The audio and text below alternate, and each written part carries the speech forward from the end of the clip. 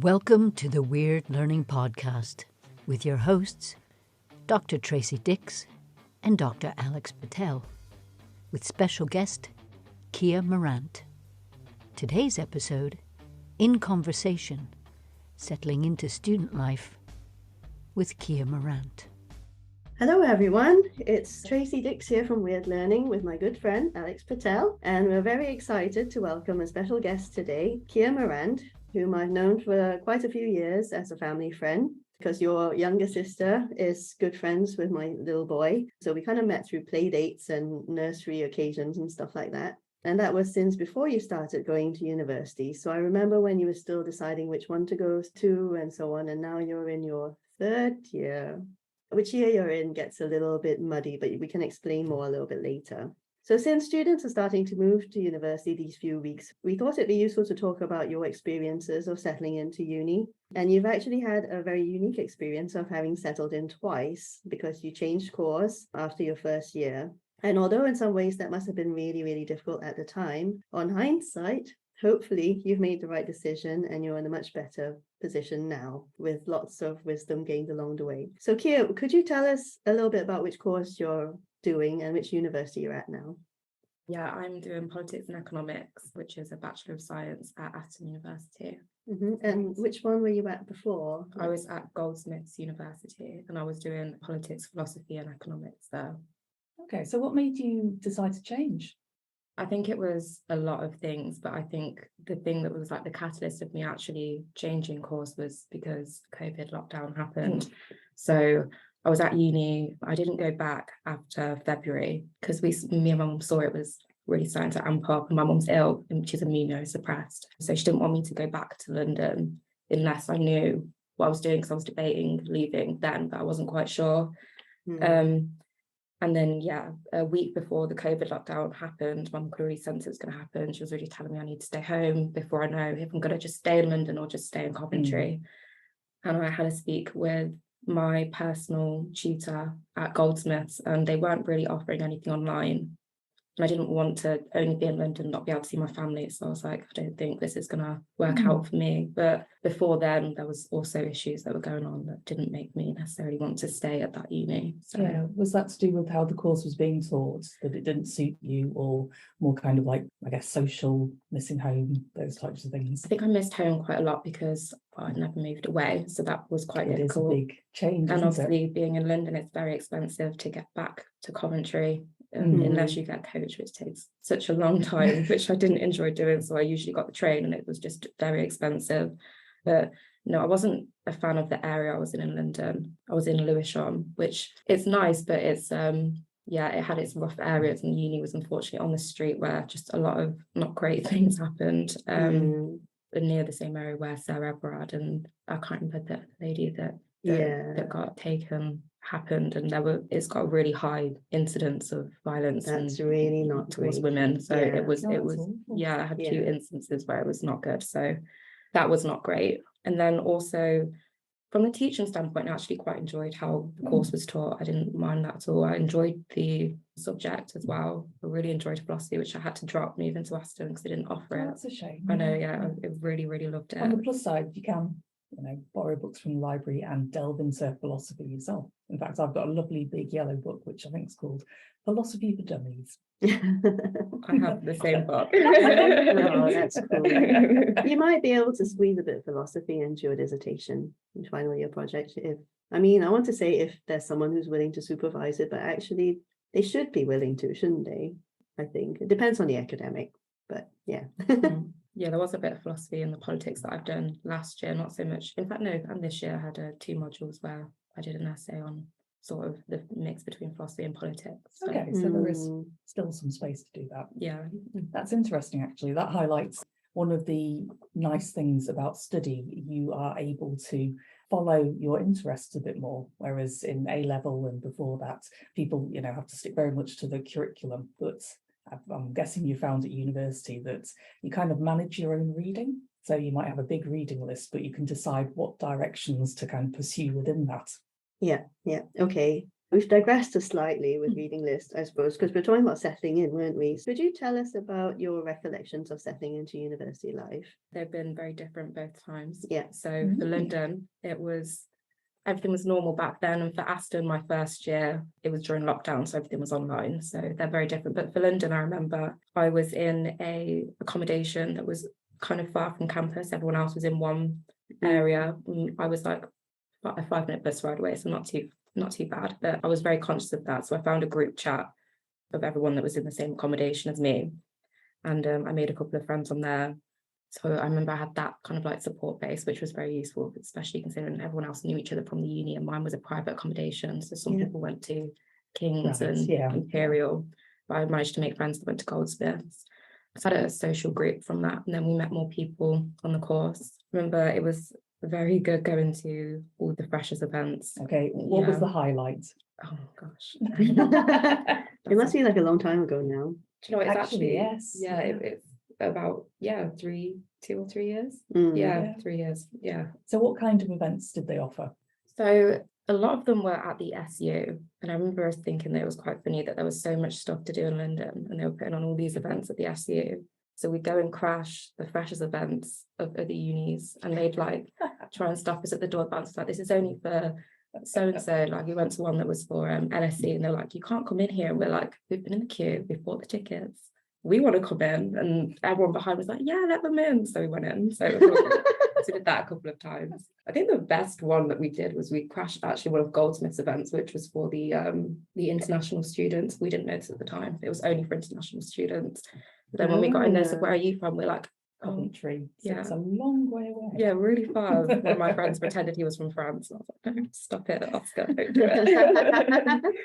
But that was very fun. They had great food, so I was very, very appreciative to be there. I think a lot of the things that are fun about university is doing things you're not supposed to do. Yeah, I reckon. It is. I mean, university is about pushing the boundaries, right? It's not about, okay, I'm in dangerous territory here. Alex is giving me looks, but it is about pushing the boundary of current knowledge, and students start to learn that very quickly in their social life. Yeah, you're in charge of your own lives, basically. You no longer have that parental supervision. But you do still have a little bit of supervision in terms of tutors, and if there's, a warden for the halls of residence, for example. But I guess you didn't have that. No. So a lot of freedom. So that can be a bit dangerous. People can go a bit off the rails. Yeah. So I mean, the kind of adults at university, the academics, the hall wardens and people like that should be there to support you with the things that you want to do. They're not there to like discipline you, because it's not like at school, is it? No. Like it's completely different. But yet there are still lots of rules that students have to follow. Like when you get there, did you have a big form you had to sign? Yes, yeah. I had it at the accommodation as well. But seemed like everywhere you entered, there was just a whole list of things that you had to be aware of that you weren't allowed to do. Yeah. So taking responsibility is a thing. Yes. So you can get into trouble at university for, obviously cheating, using the internet for inappropriate things, leaving the tap running in your accommodation. And definitely no candles. Definitely no candles. Yeah, I did hear of an issue where someone had left a pasta pot boiling the entire night, which was not great. At least it was pasta, so there was water in there, but I can't imagine. It could have boiled dry though. Yeah, wow. They were quite lucky. They were lucky. There was no fire. Yeah. So apparently a slow cooker is a very good gift to give to someone at university if they're prone to leaving things cooking for a long time. Yeah, people are also talking a lot about slow cookers because of saving money as well. So I think it's really cool what you were saying about, because of the various universities there are in London, like people kind of clubbing together from different universities and making friends, because that is a dynamic that I don't think exists anywhere else. I mean, so I don't really know if this happens, because I went to Loughborough and that was like the only university in a town. So we didn't go crashing anyone else's parties. But where we work, there are 2 universities in the city, and it'd be interesting to know whether there's any kind of cross university Freshers Week shenanigans going on. Yeah. So I know when I was at Manchester University, we shared halls of residence with students from UNIST, which I think now has become part of Manchester University, and the Manchester Metropolitan University. So, we shared accommodation, often went to similar events, but didn't mix with the locals from Manchester at all. There was a very big divide. That often is the way, isn't it? Like students and like locals don't really mix unless there's some kind of common interest. So maybe through like a club or something. If there's like any kind of partnership with a local club, then you get a bit more of that kind of social stuff going on. Okay, so what about Aston? Did you have a specific question about Aston, Alex? No, just what it was like to start, because you said that was during the pandemic. Yeah, so everything that I did was online. There was no Freshers Week.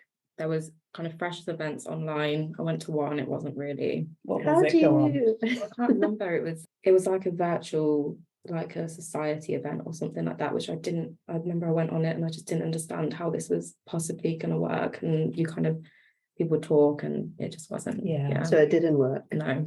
So I think I heard stories of a university where one of the deputy vice chancellors or somebody quite senior may well have been dancing at some kind of online disco event, which just sounds very amusing to me. Wow, no, I didn't see anything like that at Aston, but maybe I wasn't there. That can happen elsewhere. I mean, a person like that could just pass off as a mature student, couldn't they?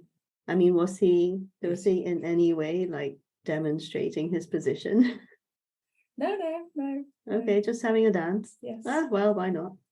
Trying to get the party started. Oh, okay. The first person on the dance floor. That's always interesting. Some universities call it onboarding, the actual induction. Yeah. So, signing on to the university systems, getting you swipe cards or anything like that, getting access to your courses, your modules. How was that at Aston? Quick question, I'm trying to remember. I think that so for all of our modules, they seemed to all do this in the first week, like they didn't communicate with each other that they were all doing the same thing. It seemed that every introduction lesson was giving the same advice on how to work everything. So I guess that's how we did it for the first week. It was like 3 lessons of the same thing on how to go about uni. So yeah, that's how they did yeah. Well, I guess it make sure it gets everyone, and if you don't get it the first time, you will by the 10th. Yeah. I mean, there's a lot of information in the first couple of weeks, and people don't always take it all in. And I think sometimes students feel, like when you're well into the first term, they start to feel like they can't ask questions anymore because it was all covered, but they can't remember. But it's also very normal to not remember everything, because that means it's quite difficult for students who start late, or for students who've changed course within the same university. Yeah, within a few months rather than after the first year. So I think universities overall are in a state of flux at the moment, because I think there's still a bit of uncertainty. Although the world seems to have gone back to normal since COVID, I think there's still like a lot of hybrid activity going on. So it remains to be seen how, current inductions and teaching goes for this year. Although I think most universities are trying to go more face-to-face now, which should be better for the students' experience. Yeah, so the Quality Assurance Agency, they're the people who kind of regulate standards or give advice on standards to universities. They've just published a report which has been talking about how the move to online assessment has been really inclusive. So it's really good for students who suffer from a lot of stress and things like that, or for students who might find it difficult to actually get into the university and all sorts of things. Yeah, so there is potentially a recommendation that we may stick with these kind of like online 24-hour windows for doing your exam. However, the flip side of that is that there's also been a huge increase in cheating, apparently. So with some students on a course all getting together and in a giant WhatsApp group talking about the answers over this kind of 24-hour period. Well, I'm not surprised. I can't say I'm surprised about that. But then you see, like, how is that necessarily different? So it's an exam versus, say, essays, where you have like you have a deadline and you have like an open window of when to do it. You're kind of given that deadline. You've got a few weeks in the run up to just structure your time how you like. So how is that kind of open window of like 48 hours to do an exam any different from an essay assignment? Depends how In long terms you of spend cheating. on your essay. It does, but also with the, like for an essay, students could also be on a WhatsApp group talking about it, but they still have to bring it together themselves. I think it depends on the course, because so for my course you get both, so you get essay, but then also for the economics there's a lot of maths, so I could see an issue for that because there's a definitive answer and you just have to show working out. So if someone told you how to do the working out, then and you've got the answer, then you get all the marks. So I can see how that would be an issue. But yeah, for the essay, because when I do essays I usually do talk to people in my course and like we'll give each other advice on like what sort of part of the question you think is interesting to like go and look into, or what like real world things you put into it. So even if you did get that advice for an exam, I'm not sure it would actually make too much of a difference on what grade you got, because I think it's more about how your skills at actually being able to argue a point and how you got there, and your understanding of the course and the knowledge and your own the application. Yeah, and the own reading you've done that means that you've got different stuff to what you've been taught. I think that's what would make the difference. So I can see it being an issue for like science or maths, but not so much for essays, in my opinion. Interesting. So this was for psychology in particular. See, I wouldn't have thought an assessment for psychology would have like definite answers. I think a lot of it would still be kind of discussion based, or at least there would be short answers. And, students would still have to put things in their own words. Like, individuals just explain things differently. It's how we are. So I can't really see, that it would be a huge problem. But then again, I haven't marked those exams, so I don't know. No, watch this space for more developments. Yes, maybe we'll find someone who can come and talk on the podcast about it. Maybe. Yeah. So if you've been enjoying this podcast so far, or if you have any questions, do get in contact. So you can share this with your colleagues, you could leave a review if you found it helpful, and you can subscribe. And if you have any questions for future podcasts, do get in touch. So is there anything you would do differently? Like, advice you would give to students when they're starting university? That's a good question. I think for me, I got to Goldsmiths through clearing, so I didn't have the opportunity to go and see it and pick out my accommodation when it first comes available. So I was left with what was available, which was a private one, which isn't as desirable. It was a really lovely accommodation, but because it's far away, not got the social aspect, it wasn't the one that got picked the most.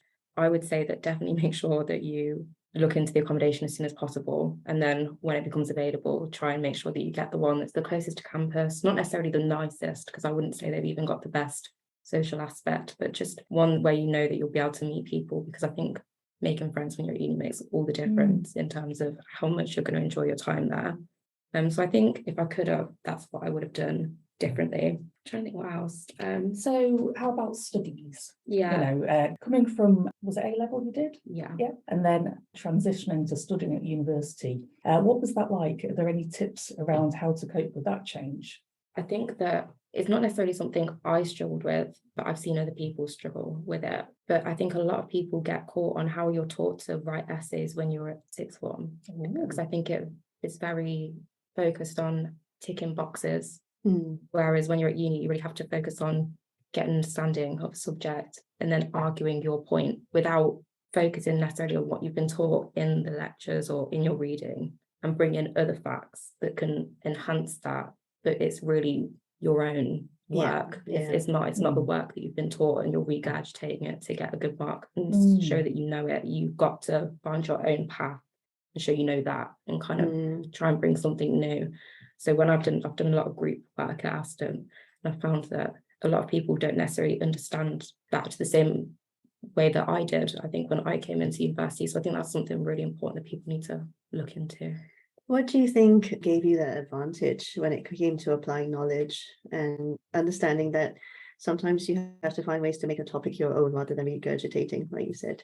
I think the only reason that I had the upper hand there is because it's something that I did anyway at sixth form and at GCSE that I kind of got in trouble for, because I didn't enjoy what I was taught. So I was just kind of... You found your own path. Yeah, which didn't always work out for me in my grades. Yeah. That's so interesting, isn't it? How, like, the thing you do at school becomes something that's valued at university. And yet, at GCSE and A levels, they lead to university. And yet they don't lay the foundations for what you need to study at uni. It's a change in how you understand knowledge, isn't it? Yeah. And also the mass education aspect of A-level is that, the systems have to be set up so there is one answer and it can be marked and it can be standardized. So I know in A-level biology, you have to use very specific terminology. So if you say the same thing but using a slightly different term, you might not get the marks for it. Yeah, I did A-level psychology, and that is something that I struggled with, which was very annoying. Yeah, whereas at university, particularly in second and third year, people are moving away from this idea of, it's what's in the textbook. So instead we're looking at what the meaning is, that underlies the terminology.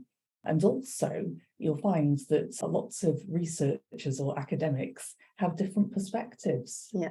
And they can often be contradictory. There's also a movement towards decolonizing the curriculum at many universities, isn't it? Which involves students co-creating the curriculum with their academics and kind of bringing their own background and insights to it. And so I think moving away from, in many cases, the kind of white male ways that many disciplines are taught, or at least that kind of narrative. Are you familiar with that, Kia? Yeah, because I do politics. Okay. Yeah, I think it's something that's become very prevalent, in what we do. I think at both universities, I took a very similar module on making the modern world and colonialism. So we looked at that, and then I've noticed that kind of the viewpoint of most of my lecturers, they really do try and make an effort to not just look at a European white kind of viewpoint of history and or political issues. We do try and go further, look at what Europe has done to other places, but also we look at African scholars and Asian scholars, and which I think is quite lucky, but I don't know if it's the same in other courses. I think it's just because of the degree subject that I've chosen. I think it does vary from place to place, but I think overall there is a move towards doing more and more of that. I just wanted to pick up very quickly on what you said earlier about accommodation. So it's a bit of a digression.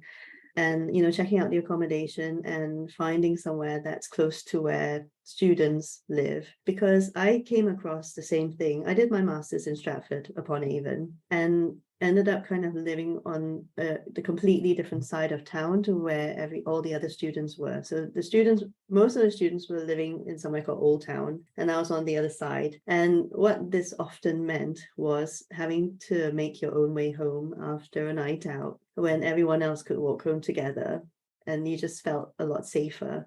So the following year, when I started my PhD, I moved to Old Town, and then that was a lot easier for nights out and things. So, it might seem like a little thing, you'll kind of work it out at the time, but you could save a lot on things like taxi fares and just feel so much safer walking home on your own, or however you choose to get home. That's the same thing I did in London. I moved from my private accommodation, which I had to get a bus back to after a night out, to an accommodation that was literally around the corner from the uni after I complained to them saying this isn't safe. I didn't feel safe when I was going home. Yeah, the exact same. A girl going home by themselves, it didn't seem. Yeah, and sometimes even, you're catching a bus, but even waiting at a bus stop is not ideal, is it? Yeah. On your own. Not at all. In London. I clearly have no self-preservation instincts at all. I'd be in Manchester, go to nights out, get bored of being at the club and just, wander off home on my own. Yeah, my friend is that way, and I'm like, yeah, don't do it. Don't do that. Some people are okay with it. So I've got a friend who happens to be a black belt in karate. Actually, so this is Catherine, who came on our podcast recently. So Catherine's got a black belt in karate and has no qualms about, we're just getting on with her life. And I really admire her for that. She just kind of walks where she wants, does whatever she wants, and and I'm sure she's come across incidents that are less than ideal, but she's just kind of gotten on with life and she doesn't let anything faze her. I think the confidence kind of helps though. If you're that way and you've got a confident demeanor when you're walking on your own, I think it makes a difference. I think having a black belt. Well, it doesn't matter if it does for her or not, clearly. Yeah. The black belt will. Yeah. A lot of students seem to struggle a bit with time management, but time management is such a boring kind of phrase. So have you got any advice for students on how to manage their studies, to make sure they hit those deadlines, they don't panic at the last minute, trying to cram for an exam the following day? Yeah, that's a great question. I always seem to start, I didn't notice that I did this actually until recently, but I've always started, whenever I start a module, the first thing I look at is the assessment, so that I can get in my mind straight away what it's asking of me, if I'm going to only have to focus on 1 week's teachings for the entire assessment, or if it's going to be a mix, because then I think in your mind, you kind of already, even if you don't consciously know, you already know what you're looking at and what you're going to need when it comes to doing an essay or the exam. I think that's really helpful, because you can already start thinking about which area of your module you're going to start working on, and then you can really focus on the readings and the lecture and the seminars that week and take the best notes and that you're doing for the whole of your module. Hopefully you do it for the whole, but if not, then you can for that week. I think that's a useful thing to do. But also, I think, I know people don't like lists and making lists of the things they need to do each week, but I think it's really helpful at the start of the term to kind of make it doesn't need to be very detailed, but just for each week, just write the things that you need to do or the things you need to complete, and then have when each exam date is, so you can just see the time as the weeks are going by, of like how much time you've got left to work on it, how much time you've got left to work on this, and you can have goals in it as well. Yeah, I don't know if I described that very well. That's really good advice. Yeah. So we've had the pleasure of teaching time management for a few years now. And a Gantt chart is a very good way of accomplishing steady on. I think that. I was just going to say that Alex is a big fan of a Gantt chart, and I'm sure we'll cover it sometime. Yes, yes. But what you were talking about there was kind of both macro and micro time management. So you're looking at the whole course and thinking, what are the key deadlines, and planning for that. When I used to do this, it was when I was actually doing lectures. I had first started as a lecturer, and I was terrified that I wouldn't be ready. So I printed this out and kind of put it on my wall so I could just keep track of the approaching deadlines. And that was really helpful. But the kind of task list, that's the micro, the either day by day or the week by week, kind of, these are the things I need to check off. So another thing that you might well be doing is actually looking through this list and prioritizing which tasks you need to do first. So it might be that they're the most urgent ones or the most important. So if it's important, it might be, writing your essay or, writing the introduction section for something or other, but it's not urgent. So you might delay that a bit, but you have to get it done. If it's urgent, obviously you need to get it done straight away. But if it's not important, then, maybe that's something you can let go. What could be urgent? A bathroom leak. That's pretty urgent. Yeah, I was thinking studies actually. But students have to juggle a lot of things in their lives. Yeah, but maybe email type communications. Okay. If you're saying, okay, we need to meet up to talk about this project, that might be an urgent and quite easy thing to just cross off. And if it's neither urgent and not important, then that's when you ask yourself, why am I doing this? Anyway, subscribe and follow us to find out more about Gantt charts. Yes, indeed. Promising to do in the future. Okay, so I keep bringing the conversation back to social life, maybe because my thing is, how do you have a good work-life balance? Kia, are you a member of any clubs or societies? I'm not, unfortunately. Do you wish you were? Somewhat, but none of them have properly appealed to me as of yet. I did try out, but I didn't want to do this at all. My friend forced me for the football team at Aston, and that was just an awful experience. Football sounds very active. Yeah, it was very intimidating. So very competitive. Yeah, and they all seemed like they were very knowledgeable, and I am not. But then after the fact, I found out they weren't, and I was like, oh, I should have just embraced it more, but it wasn't for me. I feel like in a lot of university clubs, there is like a pecking order. And I think the kind of seasoned members do like to strut around a little bit sometimes, when they see like all the freshers and the newbies, they're kind of looking a bit, like rabbits in the headlights. To be fair, that is just social human nature. It is. So if you look at your academic departments, there will also be a pecking order there. There'll be, the heads, the people who have lots of influence, the people who you just don't want to go near, because if you prod them, it's like a bear kind of, attacking you. Okay. I've never really thought of academics as a bear who might attack me before. I think I've been, a bear with a sore head. A bear with a sore head. Yeah, and there were definitely a couple of prickly personalities in my department when I was a student whom I avoided, and others who were really lovely and really supportive. Yes, we should get that across. Yeah. So did you have much contact with staff? Did you go to see people for help if you needed it? At Aston, because it's online, you didn't really get the sort of, Oh, well, that's a you shame. did in a way, actually, I guess more so, because our lectures were on, gosh, I don't remember what they're on.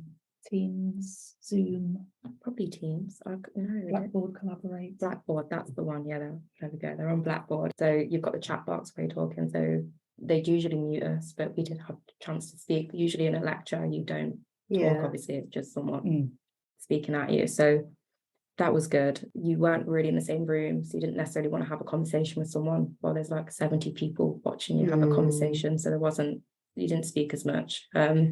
Yeah, it's easier to get to know people more in a small group or one-to-one. So like your course in Goldsmiths was kind of more ideal for that, wasn't it? Yeah, there was only 15 people on my course, and we were the only group of people that did philosophy. So especially in the philosophy lectures and the philosophy seminars, there was 15 of us in the room. So we got to know them quite well. And also our leader of the department, he was our politics teacher. He was really approachable. Like he would come and ask us what we thought about the course, because it was new. So they really wanted to That's really good. Speak to us. And we had a personal tutor that we actually met with, which at Aston we don't meet them, but he met with us. He'd scheduled it to our timetable. I wasn't there that long, but I saw him about 4 times. So yeah, so it was quite pretty supportive. Yeah.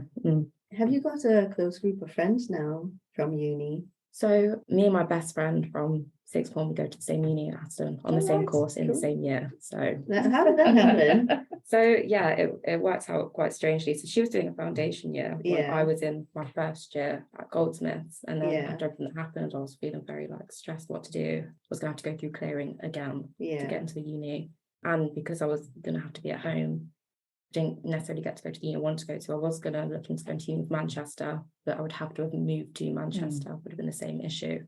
So I spoke to her about the course and what she thought about Aston. And she was saying that the course seemed really good. She was going to be doing politics and economics as well.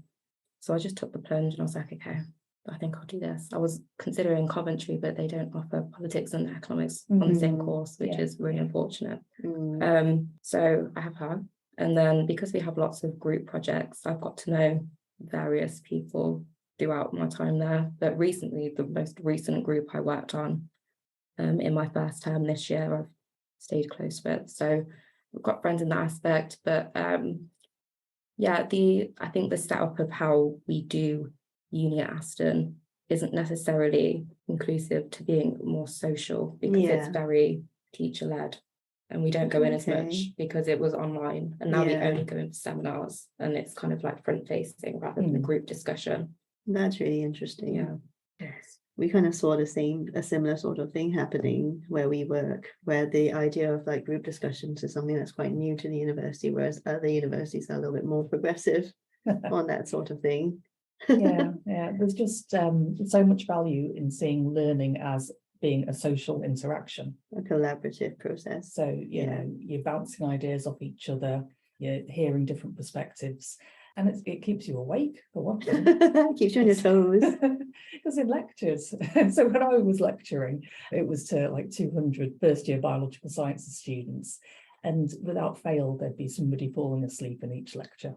And I like to think it wasn't, my style, but, maybe it was. It's just it's a bit like in Parliament, though, isn't it? It's always someone falling asleep. I guess so. So I asked everyone, this always happens. So what would you like me to do if somebody falls asleep? Do you want me to, highlight which individual it is, get the friend to poke them, keep them awake? Or I can't remember what they said now. Oh, you forgot the punchline. I did. That would be interesting. Maybe you'll remember one day. So Kia, thank you very much for coming on for today's episode and sharing your experiences, and we hope to see you again very soon. Yes, thank you. And thank you for listening to us. Yeah. You have been listening to the Wyrd Learning Podcast with Dr. Tracy Dix and Dr. Alex Patel, with special guest Kia Morant. Music by Defect Machine from Pixabay. Produced by Kelly Costigan.